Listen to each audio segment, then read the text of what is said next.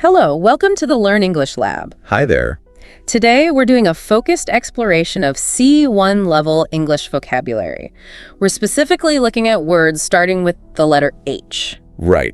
Think of this as a guide to really understanding and using these more advanced words. Exactly. We've got a list here, meanings, nuances, some real-world examples to help make it all stick. Yeah, the goal is to unpack them, show the interesting sides, and just make them more accessible, more useful for everyone listening. Okay, let's dive right in. First up, hail. This one's interesting. It's got a kind of dual nature, doesn't it? It certainly does. You can hail someone, like greet them enthusiastically or acclaim them. Think of a scientist being hailed as a hero. Right, like celebrating them. Exactly. But then hail is also the noun for that frozen precipitation. You know, the little balls of ice falling from the sky. Two very different things. So an example for the first meaning might be the scientist was hailed as a hero after the breakthrough. Perfect. And for the weather. We had to pull over because the hail was damaging the car. Same word, totally different context. And don't forget, we also say people hail from somewhere. Oh yeah, like many people hail from small towns but move to the city, meaning where they originally come from. Right. And you can even hail a policy. The new environmental policy was hailed by activists. So acclaimed again. It's that contrast, isn't it? The positive celebratory verb versus the often, destructive weather noun. Really shows how important context is, yeah. Okay, moving on. What about halfway? Seems straightforward, but it plays a couple of roles in a sentence. That's right. It works as both an adverb and an adjective. Basically, it just means the midpoint, or that something's only partly done. Okay, so as an adverb? Like we're halfway through the book. Yeah. It tells you how far through you are, modifies through. Got it. And as an adjective? You might say, the speaker stopped halfway through the lecture to take questions. Here, halfway describes which point in the lecture. Right, a specific point. Or, more figuratively, like, they agreed to meet halfway, meaning a compromise or a middle point between two places. Or even, she was only halfway convinced, so not fully believing it. Exactly. Partial belief. Makes sense. Okay, next up, halt.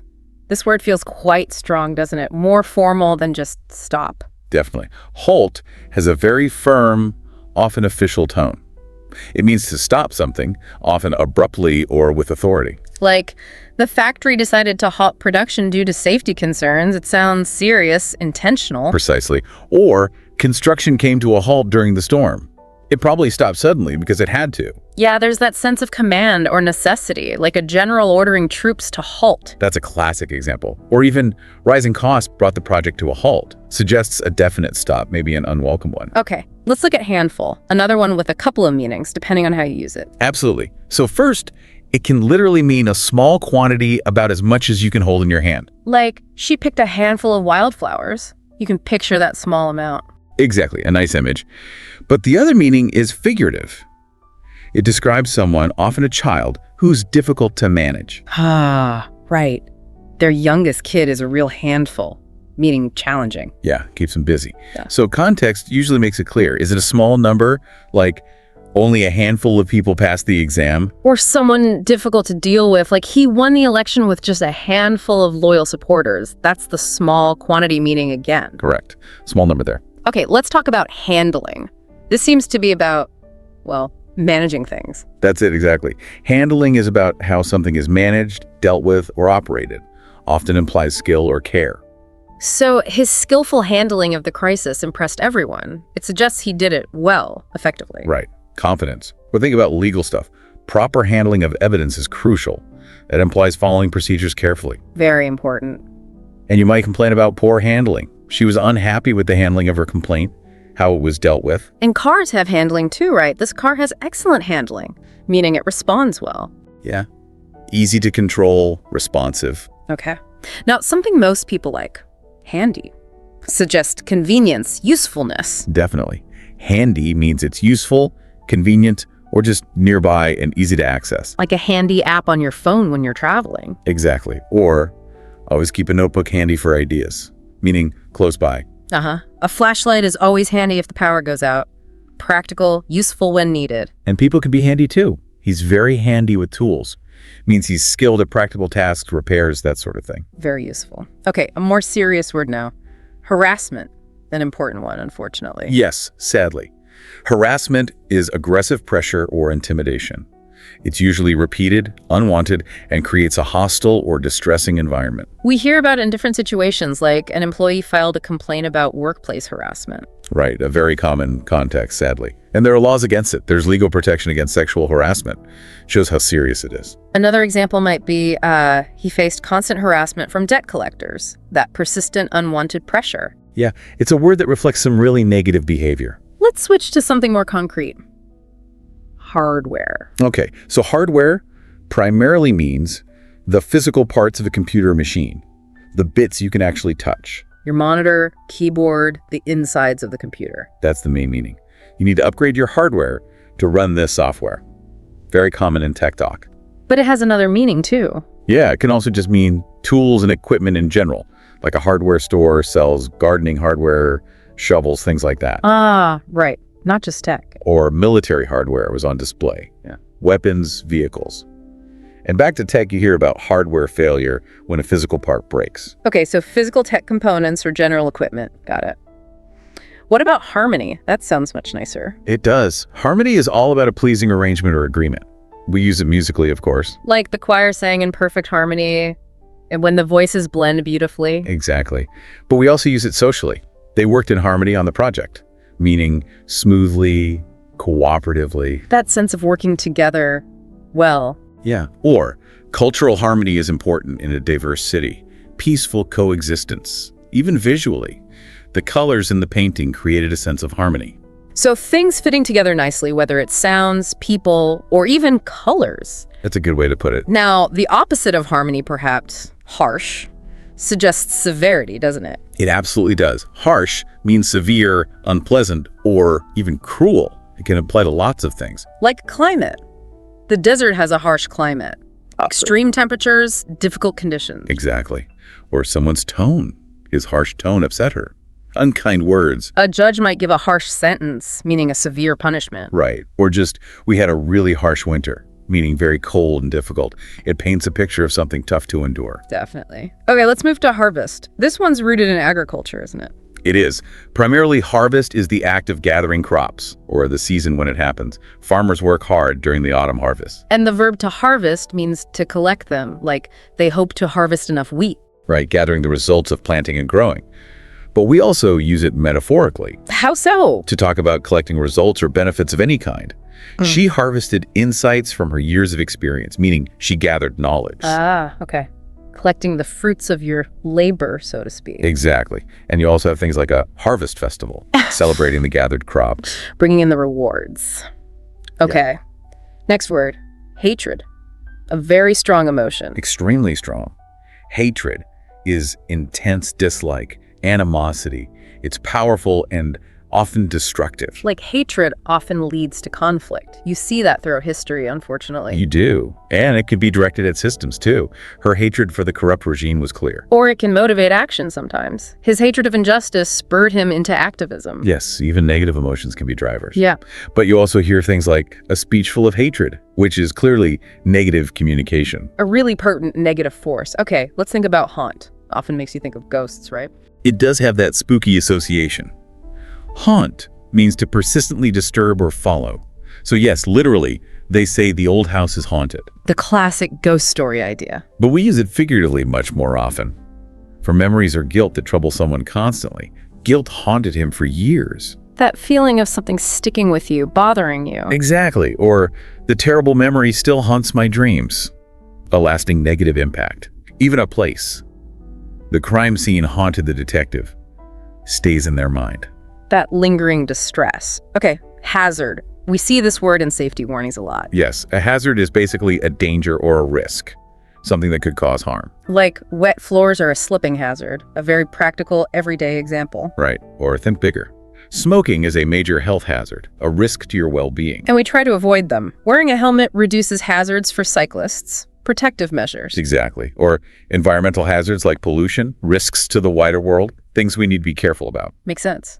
Next is heighten. This means to increase something. Yes, heighten means to make something stronger or more intense. Often used for feelings, awareness, or sensations. Like the suspense heightened as the movie reached its climax. More intense feeling. Good example. Or adding spices can heighten the flavor of a dish. makes the taste more intense. Increases the sensation. Right. Yeah. Or the news report heightened public awareness of the issue, increased people's knowledge or concern. So making something more pronounced. Okay, let's discuss heritage. This relates to what we inherit from the past. Precisely. Heritage is the cultural, historical, or even natural legacy passed down through generations. Things inherited from the past. Like a country's rich cultural heritage, its traditions, art, history. Exactly. Things that define a group or place. But it can be personal too. She inherited the house as part of her family heritage. So physical inheritance too. Yes. And we talk about preserving heritage sites, protecting historical places, or how someone's musical heritage influences their style today, connecting past and present. Very important. Okay, hierarchy. We often see this in organizations. We do. A hierarchy is a system where people or things are ranked one above the other. Think of levels of authority. Like a strict corporate hierarchy with clear levels from CEO down. That's a classic example. But you also find it in social structures. Family hierarchy is important in some cultures. Ranking within the family. Or the military. He climbed the military hierarchy, moving up through the ranks. Right. The hierarchy basically determines who reports to who has authority over whom. A system of levels. Understood. Now, high profile, that means something very visible. Exactly. High profile means very public, well-known, attracting a lot of media attention. Like a high profile court case that everyone's talking about. Yes, lots of public interest. Or someone might be involved in high profile charity work that gets noticed. And a person can be high profile. He's a high profile figure in the tech industry, someone widely recognized. Definitely. In the public eye. Okay, let's look at hint. This is about suggestion, isn't it? Subtle clues. Precisely. A hint is a slight or indirect suggestion or clue. You can give a hint or drop a hint. Like she dropped a hint that she wanted that promotion, not saying it directly. Right. Or the teacher gave the students a hint to help with the puzzle. Little clue. And you can hint at something. He hinted that he might not come, suggesting it indirectly. Yes. And sometimes there's no hint of something. There was no hint of sarcasm in his voice, meaning it was completely absent. Subtlety. Okay, homeland. This word feels quite emotional, linked to belonging. It really does. Yeah. Your homeland is the country you were born in, or the region you feel deeply connected to. Often carries patriotic or emotional weight. Like after years away, she longed to return to her homeland, that deep connection. Exactly. Or feeling connected to an ancestral homeland, even if you've never lived there. A link to roots. And soldiers might fight to protect their homeland, strong patriotic feeling. Right. Or immigrants sending money back to their homeland, maintaining that tie. A place of deep connection. Got it. What about hopeful? Describes a positive outlook. Yes, it can be an adjective meaning feeling optimistic. She remained hopeful despite the setbacks. Looking on the bright side. Right. Or it can be a noun, meaning someone who hopes for success, especially in politics or sports. The election hopefuls debated last night. People running for office. Ah, okay. Two uses. So the film had a hopeful message. This is the adjective. Yes, and her hopeful attitude inspired the team, that positive outlook having an effect, anticipating good things. All right. Horizon. We know the literal meaning, where the sky meets the earth. Right, watching the sun dip below the horizon, that line. But it has a figurative meaning too. It does. Metaphorically, the horizon represents future possibilities or the limits of your knowledge or experience. Like new job opportunities are on the horizon, meaning they're coming soon. Exactly. Or travel broadened her horizons, meaning it expanded her view of the world, her possibilities. Looking ahead to what's possible. Yeah, or just looking out at the endless horizon can suggest vastness, potential. Interesting. Okay, horn.